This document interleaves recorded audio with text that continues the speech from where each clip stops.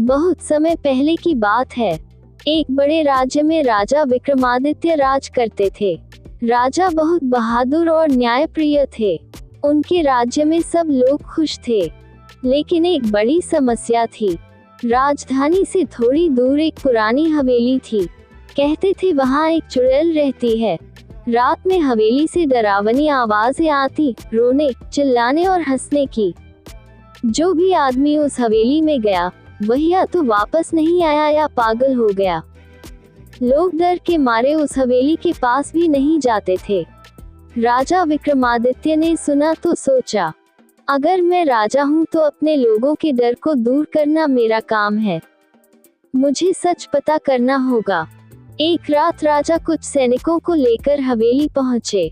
फाटक टूटा हुआ था और हवेली अंधेरे से घिरी हुई थी।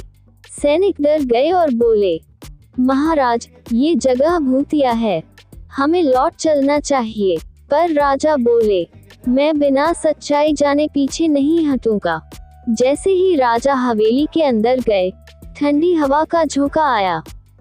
अचानक उनके सामने एक औरत का साया दिखाई दिया। उसके लंबे खुले बाल थे, आंखें लाल चमक रही थी और आवाज गूंज रही थी, कौन है जो मेरी नींद तोड़ने आया है? सैनिक डर से पीछे हट गए। राजा ने तलवार निकाली और कहा, मैं राजा विक्रमादित्य हूँ। अगर तुम सचमुच चुड़ैल हो तो बताओ कि तुम लोगों को क्यों डराती हो?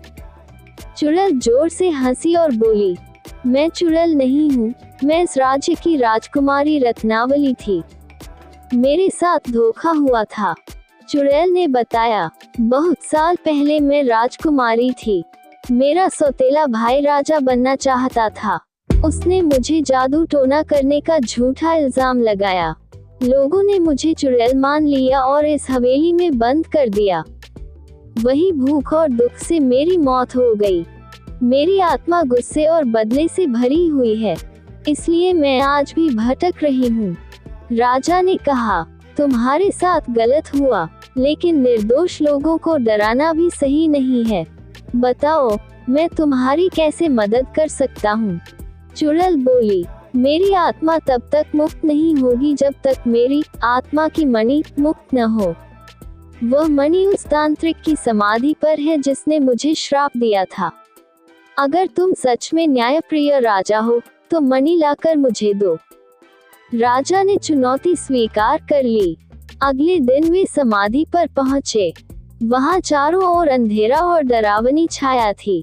जैसे ही राजा ने मणि उठाने की कोशिश की, भूत प्रेत और सांप निकल आए, लेकिन राजा बहादुरी से लड़े और अंत में मणि उठा ली।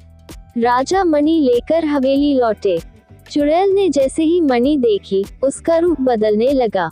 लाल आंखें शांत हो गईं, डरावना चेहरा सुंदर राजकुमारी के रूप में बदल गया।